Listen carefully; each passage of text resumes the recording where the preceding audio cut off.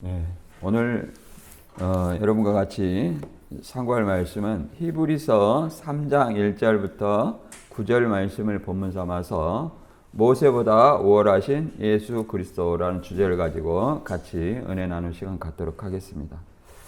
우리가 지금까지 이제 1장부터 2장까지 이제 뭐 어떤 걸 배웠냐면 천사보다 우월하신 그리스도에 대해서 배웠어요. 그래서 천사보다 우월하신 이것은 당시 다수의 히브리 성도들이 이제 핍박과 혼란 속에서, 신앙의 혼란 속에서 다시 유대교로 이제 돌아가려고 하는 유혹에 직면한 어떤 상황에서 이 말씀을 주신 겁니다. 그 내용상 그래요. 그래서 유대인들은 어떻게 생각을 하고 있었냐?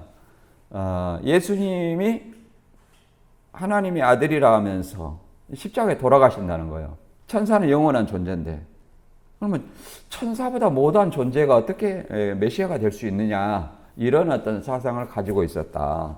그래서 이 성육신에 대해서 설명하고 있는 거예요. 왜 성육신했냐? 우리 죄를 대속하기 위해서 성육신 하셨다. 천사보다 못한 것이 아니다. 이런 것들을 얘기를 하고, 또 본문은 모세보다 우월하신 예수 그리스도 얘기를 하는데, 여기도 마찬가지예요. 유대인들이 가장 위대한 선지자로 보는 것이 뭐예요? 출애굽시킨 모세입니다. 광야에서 40년 동안 만나와 메추라기를 먹이고 또 홍해를 가르고, 이런 어떤 무리바 반석에서 물을 내주시고, 이런 어떤 이적을 행했잖아요.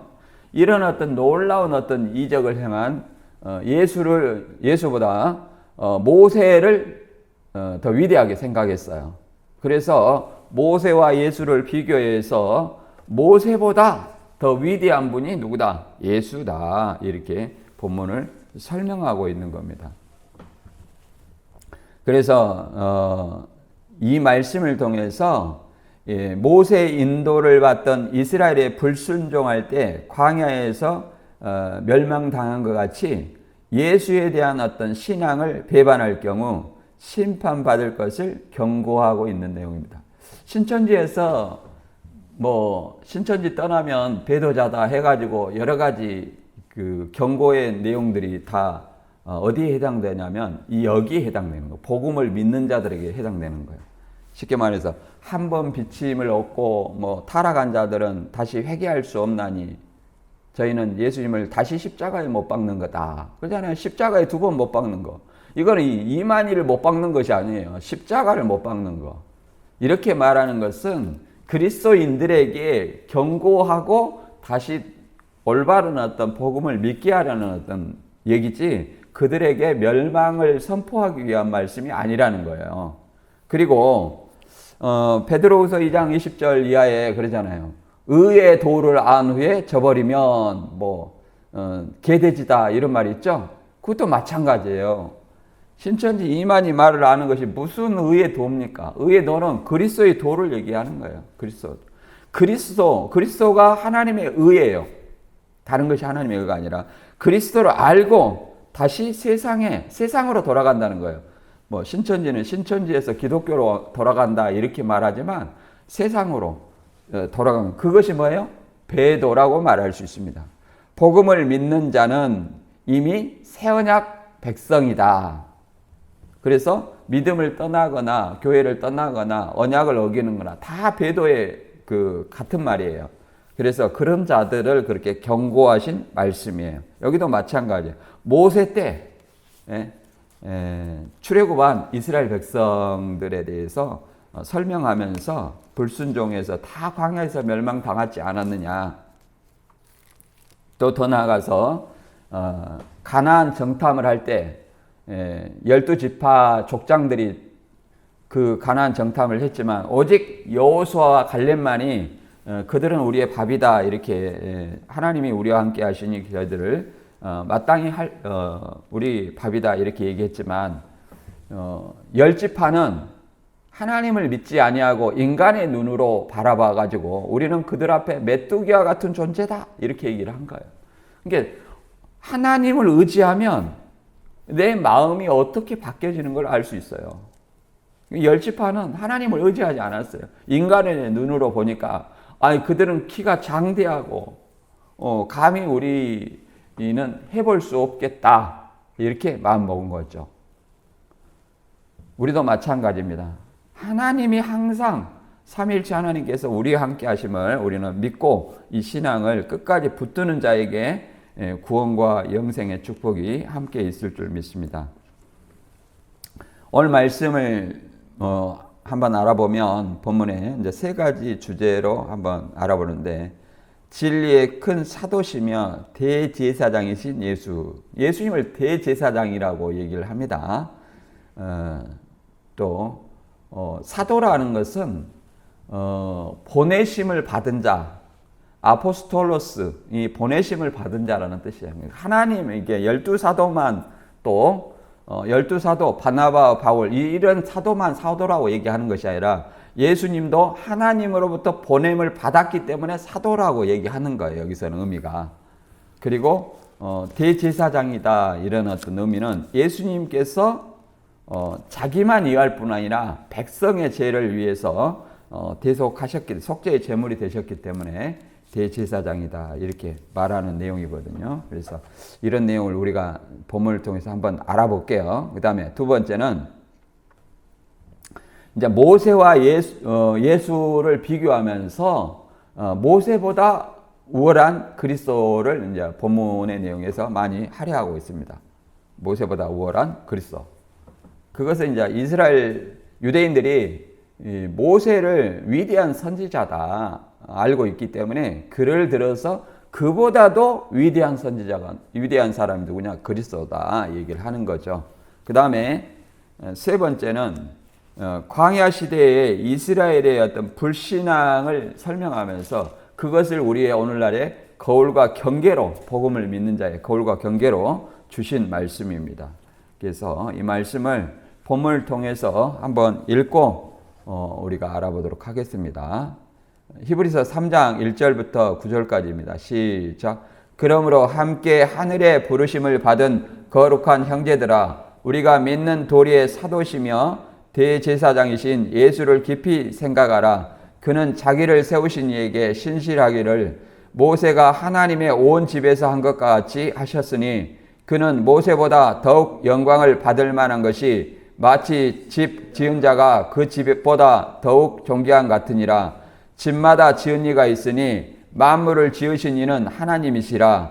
또한 모세는 장래에 말할 것을 증언하기 위하여 하나님의 온 집에서 종으로 신실하였고, 그리스도는 하나님의 집을 맡은 이들로서 그와 같이 하셨으니 우리가 소망의 확신과 자랑을 끝까지 굳게 잡고 있으면 우리는 그의 집이라. 그러므로 성령이 이르신 바와 같이 오늘 너희가 그의 음성을 듣거든 광야에서 시험하던 날에 거여가던 것 같이 너희 마음을 완고하게 하지 말라. 거기서 너희 열조가 나를 시험하여 증험하고 40년 동안 나의 행사를 보았느니라. 아멘. 그냥 모세와 예수를 비교하고, 그렇잖아요. 모세를 통해서 이스라엘 백성이 출애굽해서 광야에서 40년 동안 하나님을 시험하고 원망하고 그런 어떤 행사를 다 봤다는 거예요. 그런 사람들이 어떻게 됐느냐? 오늘날 우리에게 거울과 경계로 될 줄로 믿습니다. 다시 우리가 정리를 하면 1장과 2장의 내용은 이제 그리스도의 신분적 우월성을 천사와 비교를 통해서 제시를 합니다. 왜 그러냐? 말 그대로 조금 전에도 말씀드렸듯이 예수님이 하나님이 육신으로 오셔가지고 십자가에 죽으셨다는 거예요. 메시아라고 하면서. 이 죽은 자들은 천사보다 못한 것 아니냐. 천사는 영원한 존재잖아요. 천사는 영원한 존재예요. 근데 예수라는 사람이 와가지고 죽어버렸다 이 말이에요. 메시아라면서. 천사보다 못한 존재다. 이렇게 이런 생각을 가지고 있었어요. 그래서 그들에게 성육신한 이유가 대속사역을 위해서 오셨다. 이걸 얘기해 주는 겁니다. 만일 예수님의 어떤 대속사역이 없으면 우리는 여전히 죄 가운데 있고 우리도 여전히 믿음도 헛것이에요. 우리의 부활의 소망도 여전히 헛것이다. 우리 신앙할 필요 없는 거예요. 아담이 그러잖아요. 아담이 한 사람으로 말미암아 죄를 지었고 하나님 말씀을 어긴 거잖아요. 선악과를 따먹지 말라는 그 말씀을 어긴 거예요. 어김으로 말미암아 그 죄가 들어왔고 그 죄로 말미암아 사망이 왔어요. 그래서 범죄한 인생과는 하나님이 함께 하실 수 없기 때문에 이제 그 죄를 해결하는 길만이 하나님과 함께 하는 길이에요. 그것을 죄를 해결하기 위해서 율법을 주셨고 율법에 속죄 제사가 있었잖아요. 그 죄를 해결하는 것은 율법 제사로서는 우리가 온전함을 얻을 수가 없었습니다. 그래서 뭘 주셨어요? 예수 그리스도를 주신 거예요. 속죄. 그래서 예수 그리스도께서 자기와 백성의 죄를 위해서 대제사장 되시고 또 유월절 어린 양의 실체로서 또 십자가에 달리시고 그러므로 우리는 그것을 믿음으로 말미암아 우리가 제사함 받고 의롭다함을 받았고 또 죄로부터 구원을 받았다. 그래서 예수님이 다시 오실 때 그 예수 그리스도를 믿는 자, 곧 죄가 해결된 그들에게 예수님은 오신다. 그러면 그들에게 오시고 그들은 영생하지만 나머지는 예수 그리스도가 재림하면 즉시로 영벌이 실행되는 거예요. 즉시로 이걸 얘기를 하는 겁니다. 히브리서 3장 1절부터 4장 13절까지는 그리스도가 구원자로서 우월성을 이제 이스라엘의 이제 출애굽시킨 어떤 모세 선지자를 비교해서 이렇게 예수의 우월성을 설명하고 있습니다. 왜 그러냐면 유대인에게 모세는 이스라엘 역사 가운데 가장 위대한 선지자예요. 출애굽시키고 말 그대로 홍해를 건너고 그 다음에 광야를 이끌고 광야에서 또 만나와 메추라기를 먹이시고 물 없다고 하는 그 무리바 물가에서 또 뭘 줬습니까? 물을 줬죠. 물론 하나님을 통해서 물을 준 거예요.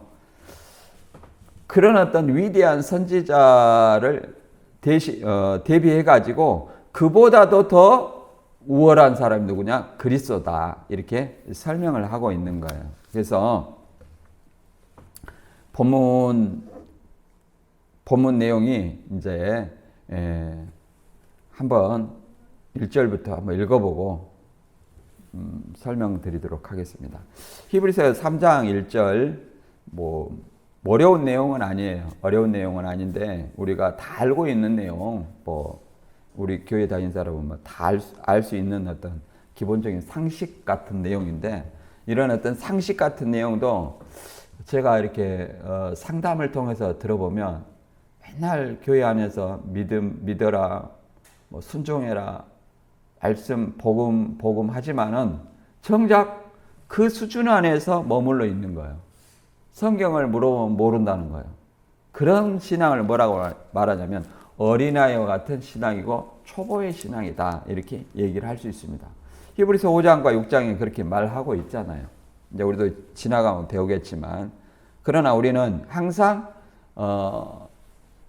믿는 것과 아는 것에 하나가 되어가지고 장성한 자의 분량이 이르러야 된다 이 말이에요. 그 믿음이 지식에서 자라나야 된다 이 말이에요. 이 자라나서 우리가 온전한 장성한 자가 될 때 선과 악을 분별할 수 있다. 우리가 선과 악을 분별할 수 있고 눈을 뜬 자면 장성한 자라 볼 수 있는 거예요. 그 다음에 읽어보겠습니다.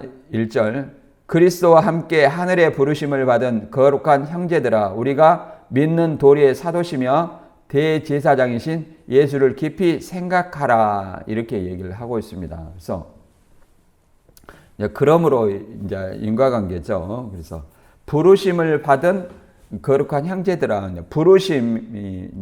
부르심이라는 어떤 뜻은 다른 것이 아니에요. 헬라어로 클레시스고 영어로 콜링이라 말하죠. 하나님의 부르심을 받았느냐, 소명을 받았느냐 이런 어떤 말들을 많이 합니다. 그래서 예수 그리스도를 믿는 자는 다 부르신 자예요. 하나님의 부르심으로 우리가 이 앞에 나왔다는 사실을 알아야 됩니다. 우리가 뭐 신천지 갔다 나온 것도 마찬가지예요. 하나님의 섭리 안에서 그거 이루어진 거예요. 아, 내가 우연히 그렇게 됐다. 우리 가족에 의해서 그러겠다. 나는 뭐 누구에 의해서 그렇게 됐다. 이렇게 생각을 하지만 그 역사를 그 섭리를 이루어 오신 분은 누구냐면 하나님이에요. 하나님의 계획 속에서 다 이루어진 겁니다. 이렇게 말하면 뜬금없는 소리다. 이렇게 말할 수 있지만, 창세기에 요셉의 고백을 들어보면 알 수 있어요. 요셉의 형제들이 요셉을 시기해가지고 애굽에 팔았잖아요. 애굽에 팔았어요. 그래서 가뭄이 들었을 때 그 형제들이 왔을 때 요셉이 고백을 합니다. 하나님이 우리 온 백성을 살리시기 위해서 나를 먼저 여기에다 보냈다. 그 형제들은 팔아먹었잖아요. 근데 그것을 뭐라고 하냐면 하나님의 계획 하에서 나를 여기 애굽으로 오게 하셨다. 이렇게 고백을 하잖아요. 그러니까 우리가 하는 모든 행동은 하나님의 섭리 안에서 이루어진다는 사실 좀 우리가 깨달아야 돼요. 그 다음에 부르심이라는 것은 말 그대로 칼레오에서 유래된 것입니다. 그래서 고전 1장 26절에 보면 이렇게 말합니다. 하나님의 부르신 사람들의 특성을 이렇게 얘기합니다. 형제들아 너희를 부르심을 보라. 육체를 따라 지혜로운 자가 많지 아니하며 능한 자가 많지 아니하며 문벌 좋은 자가 많지 아니하도다. 뭐 이 초대교회 당시에 그랬다는 얘기예요. 오늘날 보면은 똑똑한 사람들이 많이 예수 그리스도를 믿습니다. 저 어렸을 때만 해도 교회 다닌 사람은 할머니들만 다니더라고. 내 시골에 있었어요. 그러니까 뭐 진짜 뭐 성경을 모르고 그냥 목사님 말만 듣고 이치 안 맞는 말에도 다니는가 보다. 그렇게 생각했었어, 한때는. 그러나 지금은 뭐예요? 점점 고학력 위주로 많이 이렇게 예수 그리스도를 믿는 사람들이 많아요.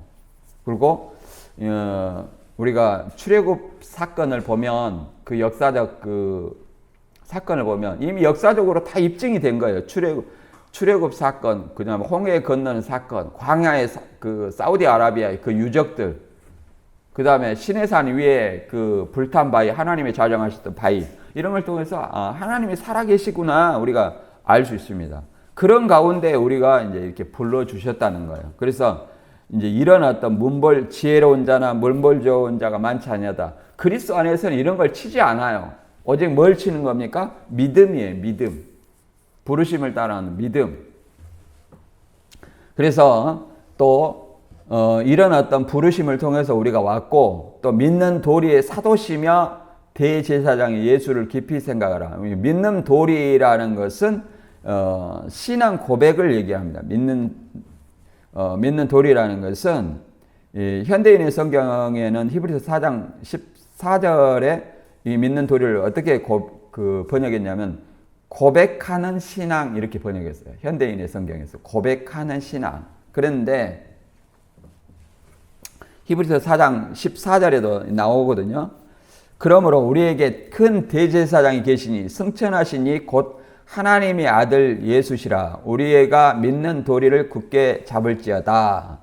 우리에게 있는 대제사장은 우리의 연약함을 동정하지 못하실 리가 아니요 모든 일에 우리와 똑같은 시험을 받으신 이로되 죄는 없으시니라. 여기서 이제 믿는 도리가 현대인의 성경에서는 고백하는 신앙. 그럼 뭘 고백하는 신앙이냐? 이 믿는 도리가 베드로가 고백했던 그 고백입니다. 마태 16장에 그래 나오잖아요. 사람들은 나를 뭐라 생각하느냐 이렇게 물어보잖아요. 더러는 선지자, 더러는 엘리야, 더러는 세례요한, 이렇게 더러는 선지자, 이렇게 여러 가지로 얘기한다는 거예요. 그랬을 때 제자들한테 물어보는 겁니다. 너희는 나를 뭐라 생각하느냐? 그러니까 베드로가 성질이 좀 급하잖아요. 항상 먼저 나와가지고 대답하면서 이렇게 얘기합니다. 여기서 주라는 것은 이 주인이라는 뜻의 주가 아니에요. 당신은 그 말이에요. 당신은 그리스도시요 살아계신 하나님의 아들입니다. 이 고백을 한 거예요. 이게 신앙 고백이에요. 도마의 고백도 요한복음 20장 28절에 그러잖아요.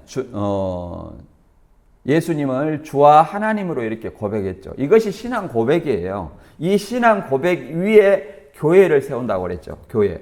그래서 이 신앙 고백하는 사람들의 모임이 뭐예요? 교회다. 다른 게 교회가 아니에요. 그래서 이 믿는 도리가 뭐예요? 이런 주와 하나님으로 고백하는 어떤 이 신앙 고백. 이것이 뭐예요? 믿는 도리. 이 고백을 끝까지 붙들어야 된다는 거예요. 붙들어야 된다. 베드로는 처음에는 그렇게 얘기를 했죠. 내가 죽어야 된다니까. 내가 주와 함께 죽을지언정 절대로 주를 부인하지 않겠습니다. 하다가 베드로와 요한이 예수님의 잡혀가신 곳을 이제 요한이 베드로를 데리고 갔어요. 데리고 왔는데 요한은 노타치야. 대제사장과 아는 지인이에요. 알아. 근데 베드로는 모르잖아요. 베드로가 뒤에 쫄릿쫄릿 따라갔나 봐요. 같이 이렇게 딱 들어갔어야 되는데. 그러다가 야, 너 저 예수라는 사람 제자 아니냐? 그러니까 3번이나 예수님이 미리 말씀하신 대로 부인하고 오히려 저주까지 하면서 도망갔잖아요. 그러면 배도야 아니에요? 배도다. 이게 배도예요. 이게 배도야. 믿는 도리를 붙들지 않았죠. 그래서 반드시 멸망하는 것이 아니라 다시 회개하면 돌이킬 수 있다. 회개하면 돌이킬 수 있어요. 신천지처럼 뭐 배도하면 끝장난다. 배도하면 멸망당하고 이런 어떤 논리가 아니다. 그런 말입니다. 그리고 이 예수님을 자꾸 대제사장이시다 이렇게 얘기했는데 히브리서 7장에는 멜기세덱의 반차를 쫓는 대제사장이라고 얘기를 했죠. 그것은 이제 율법의 제사장과 비교하는 어떤 대제사장이고 이제 본문의 대제사장이라는 것은 어떤 의미의 대제사장이냐면 제사장은 7월 10일 대속죄일에 지성소로 한번 들어갑니다. 대속죄일에 7월 10일 유대력으로 7월 10일이에요. 들어가는데 염소와 송아지를 잡아가지고 자기와 자기 죄와 백성의 죄를 위해서 속죄의 의식을 행하고 들어가는 겁니다. 왜 자기와 백성의 죄를 위해서 하느냐면 백성들은 그러잖아요. 날마다 죄를 지으면 율법을 어기면 그 성소에서 제사장을 통해서 죄를 사하는 어떤 예법을 합니다. 짐승을 잡아서. 그러나 알지 못하는 죄를 자기가 부지 중에 지은 죄가 있잖아요. 알지 못하고 지나가는 죄. 그런 죄를 이 대속죄일 날 대제사장이 자기 죄와 이 백성의 죄를 대신 속죄하는 거예요. 그래서 지성소에 들어갑니다. 그런 어떤 그 것을 그 예표의 대제사장의 실체로서 나타나신 분이 누구냐면 예수 그리스도라고 얘기를 합니다. 그래서 히브리서 9장 10장 9절에서 이렇게 말합니다. 그 후에 말씀하시기를 보시옵소서 내가 하나님의 뜻을 행하려 왔나이다 하셨으니 그 첫째 것을 폐하시면 둘째 것을 세우려 하심이라. 이 뜻을 따라 예수 그리스도 몸을 단번에 들이심으로 말미암아 우리가 거룩함을 얻었노라 이렇게 말합니다. 날마다 드리는 어떤 죄가 아니라 단번에 그죠? 한 번에 그냥 1년에 1번 드리는 것의 어떤 실체로서 예수님이 단번에 드림으로써 우리가 거룩함을 얻었다. 예수님의 십자가의 의미는 크게 2가지 의미를 볼 수 있습니다. 담을 헐었다 그러는데 첫째는 죄의 담을 헐었어요. 그 다음에 2번에 혈통의 담을 헐었어요. 죄의 담을 헐었다는 것은 하나님과 우리의 죄의 담이 있었어요. 그 율법이죠. 그런데 그 길을 열어놓으셨단 말이에요. 그래서 히브리서 10장 19절 이하에 그리스도의 피로 그 육체로 휘장을 찢으셔가지고 하늘 성소로 나아가는 지성소로 나아가는 길을 열어놓으셨다는 거예요. 그래서 우리는 이제 예수님 오시기 전에는 우리가 죽어서 천국 갈 수밖에 없어요. 살아서 영생한다. 예수님 왔다고 얘기를 하니까 그렇게 얘기하는 것이지. 예수님이 오지 않으면 죽어서 갈 수밖에 없다. 그러나 죽어서 가는 천국이 진정한 천국이 아니에요. 예수 그리스도가 새하늘 새 땅으로 임하면 그게 진정한 천국이다. 신천지라고 해서 거기가 새하늘 새 땅이다. 이걸 얘기하는 건 아니에요. 이 온 지구촌이 질적으로 새롭게 갱신되는 겁니다. 예수님 오시면. 그리고 그 전의 것은 뭐예요? 완전히 없어지는 거예요. 없어지는. 이걸 얘기하는 거예요. 근본적으로. 그러면서 누구도 없어져요. 불신자고 적그리스도 거짓 선지자 다 불못에 빠지는 겁니다. 우리는 영생을 얻겠죠. 그것이 이제 영원한 천국이에요. 하늘의 처소는 임시적인 거처라고 말할 수 있는 거예요. 임시적인 거처. 그 길을 열어놓으셨고, 그 다음에 또 뭐에 담을 걸었어요? 혈통. 이제 예수 그리스도를 믿는 사람이 유대인이고 이스라엘이고 아브라함의 후손이에요. 이제 유대인도 예수 그리스도를 믿지 아니하면 진정한 아브라함의 후손이 될 수 없고 진정한 약속의 자손이 될 수 없다. 이렇게 성경은 말하고 있습니다. 그래서 유대인이나 헬라인이나 구분이 있어요, 없어요? 없다 얘기를 합니다. 그래서 그런 의미에서 대제사장이라고 얘기를 합니다. 그 다음에 모세보다 유대인들이 가장 위대한 선지자로 여겼던 모세보다 우월한 그리스도를 설명합니다. 2절부터 3장 2절. 그는 자기를 세우신 이에게 신실하기를 모세가 하나님의 온 집에서 한 것 같이 하셨으니 그는 모세보다 더욱 영광을 받을 만한 것이 마치 집 지은 자가 그 집보다 더욱 존귀한 같으니라. 집마다 지은 이가 있으니 만물을 지으신 이는 하나님이시니라. 이렇게 말하고 있습니다. 모세는 하나님의 온 집에서 충성되게 얘기를 역사를 했다는 거예요. 그러나 모세보다 더욱 영광을 받을 만한 것이 누구라는 거예요? 집 지은 자가 그 집 지은 그 집보다 더욱 존귀하다. 집 지은 자가 이렇게 얘기를 하면서 그 존재가 만물을 지으신 이는 하나님이시라 하고 예수님을 이렇게 비교를 하고 있는 거예요. 그러면 우리가 여기에서 이제 모세에 대해서 하나님은 특별히 하나님을 얼굴을 본 자는 다 죽는다고 그랬어요. 그런데 민수기 12장 8절에 이런 말이 있습니다. 그와는 내가 대면하여 명백히 말하고 은밀히 말로 하지 아니하며 그는 또 여호와의 형상을 보거늘 너희가 어찌하여 내 종 모세를 비방하기를 두려워하지 아니하느냐. 그러잖아요. 구스 여자. 구스 여자는 에디오피아 여자입니다. 모세가 십보라가 죽고 후처를 얻었어요. 그랬을 때 이제 아론과 미리암이 비판했잖아요. 물론 신천지는 이만희 여자 문제나 지씨 여자 문제 얘기할 때 이걸 가지고 얘기하는데 뭐 간통입니까? 간통을 연상한 것 같아. 예.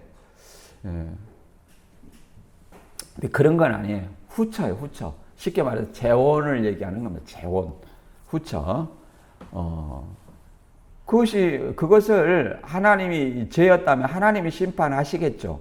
하나님이 그걸 얘기하는 거예요. 근본적으로 다른 거예요. 하나님과 직접 대면하고 하나님이 바위사로 모세가 하나님 보기를 원했을 때 바위사이로 지나가는 뭘 봤냐면 등을 봤다는 거예요. 그랬어도 그 얼굴을 감히 백성들이 우러러 봤어요. 보지 못하고 오히려 수건으로 얼굴을 가렸다 얘기를 합니다. 쳐다보지 못하니까. 그러나 이제 온 집에서 그렇게 사환처럼 충성했지만 예수님은 그보다 더욱 영광을 받을 만한 존재다 이렇게 얘기를 합니다. 예수님은 어떻게 존재냐면 예수님도 이 땅에 오신 이유는 뭐예요? 아버지의 뜻을 행하기 위해서 오셨다. 성육신 하신 것이.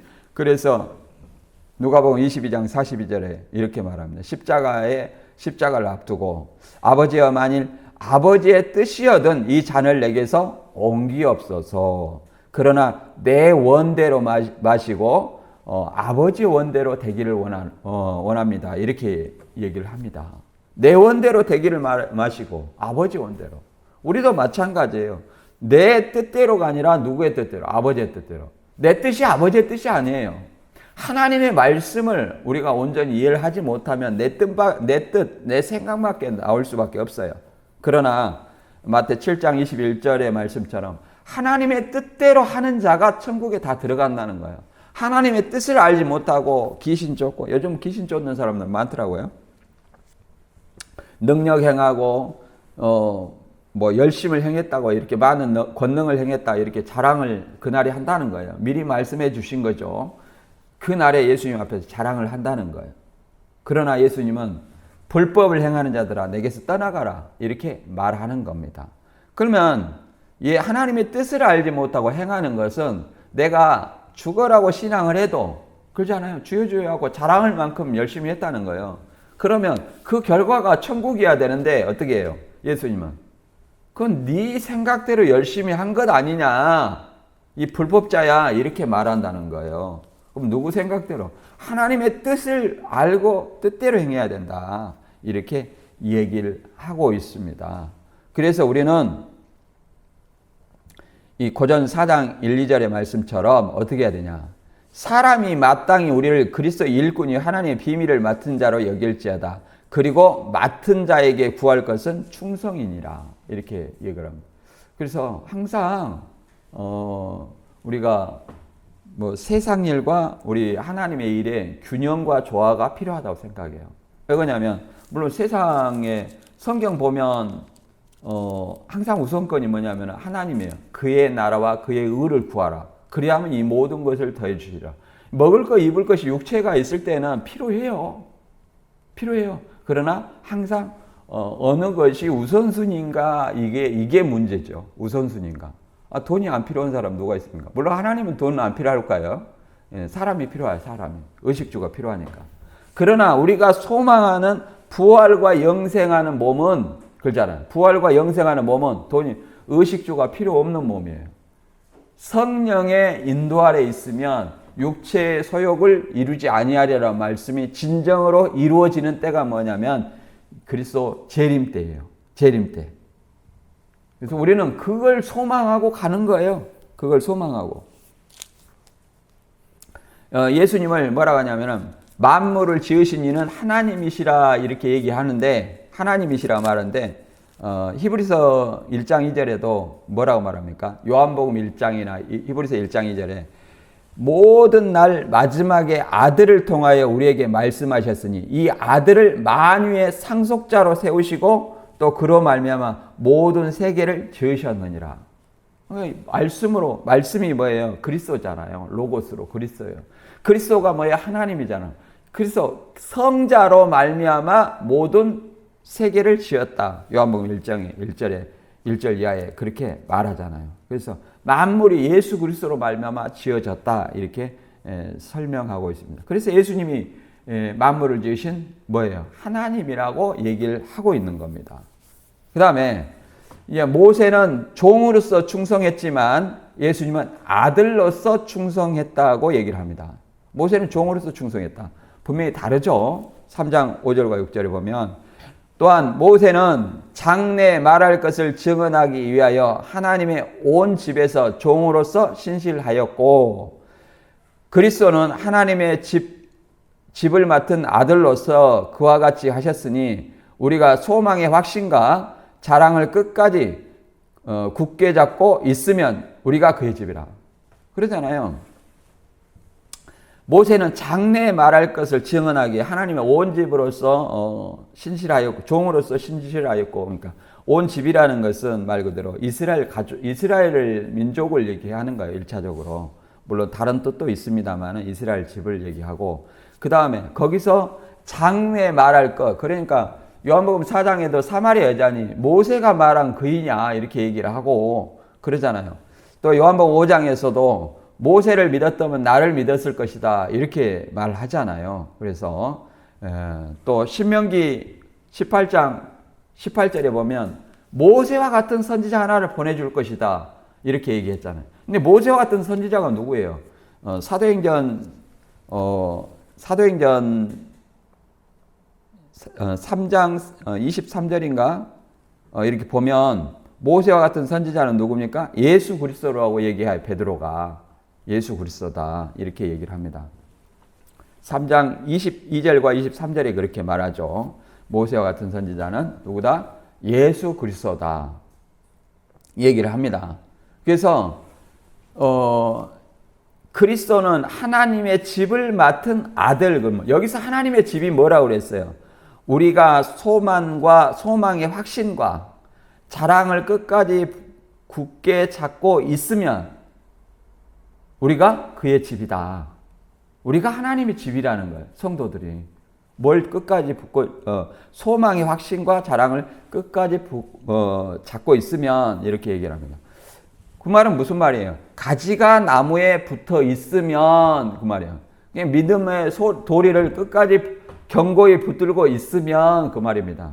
그러니까 이 신앙하는 것이 여러 가지 걸림돌이 많아요. 우리가 인간을 환경을 어떻게 할 수 없잖아요. 환경 영향을 지배를 받아. 그래서 때로는 뭐 이렇게 생활의 염려로, 때로는 뭐 내 마음, 때로는 뭐 이렇게 세상, 때로는 질병, 때로는 뭐 직장, 여러 가지로 인해서 걸림이 될 수 있어요. 때로는 이단의 미혹, 그러잖아요. 때로는 뭐 지금 뭐 중동 전쟁 났는데 전쟁으로 인해서 여러 가지 어려움이 있어요. 그랬을지라도 끝까지 붙들고 있으면 하나님은 절대 우리를 버리시지 않는다는 거예요. 내가 놓는 거지. 그렇잖아요. 하나님이 아담을 버렸습니까? 하나님이 아담을 버린 거 아니에요. 아담과 하와가 하나님을 버린 거예요. 하나님 말씀을 어겨가지고 스스로 하나님을 버린 거잖아요. 마찬가지입니다. 하나님은 예수님도 마찬가지예요. 예수님이 유대인을 버렸나요? 아니에요. 유대인을 암탉이 그 새끼를 날게 하려 먹으린 같이 회개하라고 얘기를 했잖아요. 근데 그들이 회개를 안 해요. 왜? 사단의 속성이 있어요. 사단의 속성. 사단의 속성은 뭐예요? 육신의 생각을 하는 거예요. 육신의 생각. 그것이 뭐예요? 하나님과 원수되게 하는 거예요. 그것이 우리가 계시록 12장에 보면 그러잖아요. 예수님의 십자가 승리로 말미암아 용과 그의 사자들이 땅으로 내어 쫓겼어요. 그러니까 이 땅에는 뭐예요? 사단의 미혹이 가득합니다. 그래서 공중권세 잡은 자라고 얘기를 합니다. 공중권세. 내 생각을 좌지우지하고 그러잖아요. 말씀보다도 뭐예요? 내 생각. 우리가 항상 이것이 말씀을 우리가 거울 삼아서 비춰봐야 된다. 이렇게 비춰보면 내가 무엇을 붙들고 신앙해야 되는지 우리가 알 수 있다. 그 다음에 이제 이런 어떤 모세보다 우월한 그리스도고 대제사장이신 예수가 있는데 이제 광야 시대에 이스라엘의 불신앙을 예수 믿음을 통해서 다시 설명하고 있는 내용입니다. 3장 7절에 그러므로 성령이 이르신 바와 같이 오늘날 너희가 그의 음성을 듣거든 광야에서 시험하던 날에 거역하던 것 같이 너희 마음을 완고하게 하지 말라. 거기서 너희 열조가 나를 시험하여 증험하고 40년 동안 나의 행사를 보았느라. 그럼 40년 동안 왜 광야 생활을 했어요? 40년 동안. 괜히 40년 아니에요. 그 12족장이 가나안 땅을 정탐한 기간이 뭐예요? 40일이에요. 그래서 1일에 1년을 환산해갖고 그 죄의 대가를 받는 거예요. 그래서 자기들이 가기 싫다고 하니까 가나안을 안 보내주고 다시 광야로 뺑뺑이를 40년 동안 돌린 거 아닙니까? 그 가운데에서 인도자가 모세예요. 모세. 그랬는데 이 모세라는 사람을 우리가 잠깐 알아보면 이제 광야로 인도해가지고 모세를 원망을 합니다. 모세를 원망하는 것은 누구를 원망하는 거예요? 하나님을 원망하는 거예요. 광야로 인도해가지고 물이 없으니까 야 우리 여기 인도해가지고 우리와 짐승이 다 굶어 죽는다. 목말라 죽는다. 왜 인도했냐? 이렇게 원망을 하는 거예요. 그랬을 때 이제 하나님의 말씀을 통해서 모세가 이제 반석을 쳐서 물을 내라 이렇게 얘기를 합니다. 이 반석 사건에서 좀 갈라지는 의견이 뭐 한 번 쳐서 물을 내야 되는데 2번이나 쳤다. 그러니까 이게 이 범죄다. 이렇게 말한 사람도 있고 더 나아가서는 여기 또 성경에 그게 또 나와요. 근데 성경을 자세히 안 읽어본 사람이 그렇게 막대기를 2번 쳤니 1번 쳤니 이런 얘기를 하는 거예요. 근데 여기서 모세의 안타까운 사연도 나옵니다. 이걸 뭐라고 말하냐면 모세와 아론이 회중을 그 반석 앞에 모으고 모세가 그들에게 이르되 반역한 너희여 들으라. 우리가 너희를 위하여 이 반석에서 물을 내랴 하고 이렇게 반석을 2번 쳤습니다. 그러니까 물을 내준 거예요. 근데 여기서 뭐가 문제냐? 두 번 친 것이 문제가 아니라 우리가 모세와 아론, 우리가 너희를 위하여서 물을 내려 하는 게 자기 영광을 드러낸 거예요. 이걸 하나님의 입장에서는 망령되이 말하였다 이렇게 얘기를 합니다. 자, 이게 시편 106편 32절에 이렇게 말합니다. 저희가 무리바 물에서 여호와를 노하게 하셨으므로 저희를 인하여 얼이 모세에게 미쳤나니, 이는 저희가 그 심령을 거역함을 인하여 모세가 그 입술로 망령되이 말하였습니다. 그러니까 하나님의 영광을 드러내지 않고 자기 영광을 드러내는 것은 뭐야? 망령되이 말한 것이다. 그래가지고 어디를 못 들어가요? 가나안 땅을 못 들어간 거예요. 그래서 모세가 망령되이 일컬었어도 다시 회개를 했어요. 회개를 하고 좀 제발 건너가게 해달라고 이렇게 기도했습니다. 신명기 3장 25절에 보면 이렇게 말합니다. 구하옵나니 나를 건너가게 하사 요단 저쪽에 있는 아름다운 땅, 아름다운 산과 레바논을 보게 하옵소서 하되, 여호와께서 너희 때문에 내게 진노하사 내 말을 듣지 아니하시고 내게 이르시기를 그만해도 족하니 이 일로 다시 내게 말하지 말라. 이렇게 말해요. 이 일로 다시 내게 말하지 말라. 그러면 얼마나 많이 회개하고 하나님께 자기를 누이치고 하나님께 구했겠냐 이 말이에요. 가나안 땅을. 모세라는 사람 하나님이 얼마나 양육했습니까? 자, 왕자로서 40년, 광야에서 40년. 그렇게 양육하고 연단을 해서 이 출애굽을 했는데 이제 그러잖아요. 나이 120살 돼 가지고 이제 가나안을 목적에 두고 못 들어가게 됐다 이 말이에요. 그러니 그 심정이 어떻게 하겠느냐. 또 하나님도 그러잖아요. 하나님도 모세를 들이지 못할 때는 그만해도 족하니 이 일로 다시 내게 말하지 마라. 하나님의 어떤 심정도 괴로움을 표현하고 있습니다. 너는 비스가 산 꼭대기에서 바라만 봐라 이렇게 얘기를 했습니다. 그리고 거기서 죽었어요. 그런데 뭔 청계산에가 있다고 얘기를 헛소리를 하고 있으니 참 안타까운 일입니다. 그래서 오늘 우리가 이 말씀을 들을 때 이런 어떤 모세 때 광야에 하나님을 시험하고 원망한, 모세를 원망하고 시험한 것이다. 하나님을 원망하고 시험한 거예요. 그런 사람들처럼 우리는 그런 사람이 되지 말자는 말이 히브리서 4장 1, 2절에 있습니다. 여기 같이 한번 읽고 정리하고 마치겠습니다. 히브리서 4장 1, 2절 펼쳐보세요.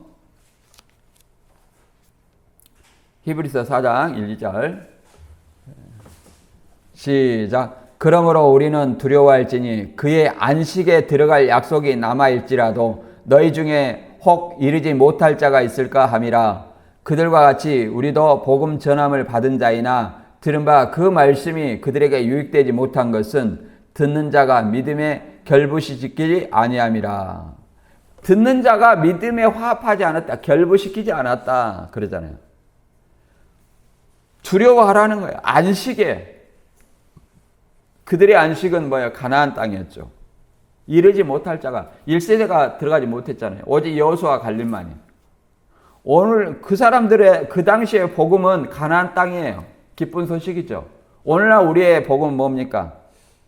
오늘날 진정한 안식, 예수님의 재림, 부활과 영생, 이 소망을 가지고 있을지라도 우리가 믿음에 화합되지 아니하면 아무런 의미가 없다. 이렇게 말합니다. 그래서 오늘 말씀을 다시 한번 정리하면 우리의 대제사장 되시고 모세보다 우월하신 예수 그리스도를 통해서 복음을 들었지만 지나간 어떤 모세 때의 그 광야에서 다 엎드러진 그 사람들, 마음을 강팍케 한 그 사람들 같이 우리는 하지 말고 오직 예수님의 복음을 듣고 믿어 행함으로 주의 소망을 끝까지 붙들고 나아가는 저와 여러분이 되시길 주님의 이름으로 축원합니다.